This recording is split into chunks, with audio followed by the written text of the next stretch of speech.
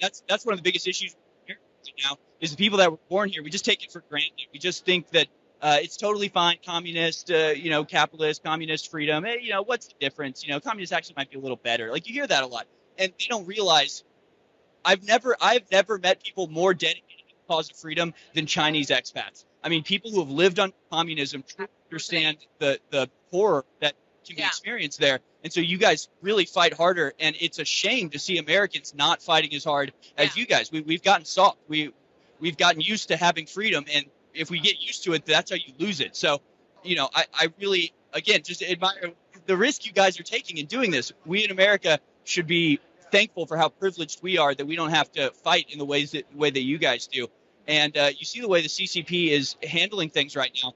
They're using the World Economic Forum, and the World Economic Forum is using the CCP as a model that they want to export to the rest of the world. Yes. And they're doing it. I mean, they're not asking permission. They're just doing it. And so if we have to stand up against it, we have to speak out against it. We have to let people know, make people aware that this is what's happening. And I've been reading you guys' literature and realizing just how thoroughly this is already being done in America. I mean, people have no idea how the effect that the CCP already having on American politics. And it's probably the biggest threat we face at this point, to be honest. And the Chinese Communist Party has gotten away with the greatest crimes against humanity the world has ever seen, from Tiananmen Square to COVID lockdowns.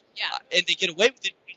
So what happens when the whole world goes under that system? Nobody is left to fight. There's no other nation across the sea that's going to come free us or help fight for our freedom. So if that gets implemented here, that's it. It's game over, because that's what the ultimate revolution that they're trying to bring about. And again, the World Economic Forum, Klaus Schwab, the people in charge, the unelected, bureaucratic, corporatist leaders that all have, just the biggest scum of the earth, but they have told us in no uncertain terms, the Chinese Communist Party is the vision of the future. We're going to export the Chinese Communist Party style, and they did it through COVID. That was recently released with Anthony Fauci, people going over to China and coming back and saying, we got to do over there, or we got to do over here what they do over there. I mean, they're announcing it at this point. If you can't wake up now, it's almost too late. I'm looking at the video you guys are playing, and it's like Hong Kong. If Hong Kong can't be a great example of the pernicious activity of the Chinese Communist Party, we should have stopped it there.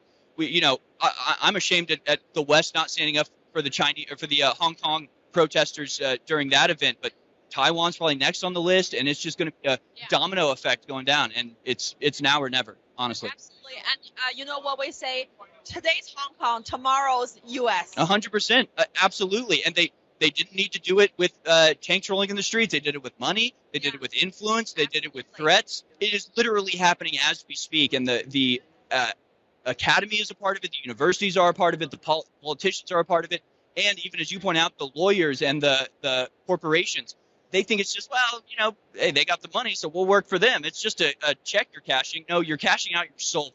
You're selling out the very thing that your forefathers fought for. How can you do that and still sleep with yourself at night? These people are evil, honestly. It's a spiritual battle, and the people standing up against China right now are clearly on the side of God, on the side of humanity, versus this technocratic monster that the CCP represents.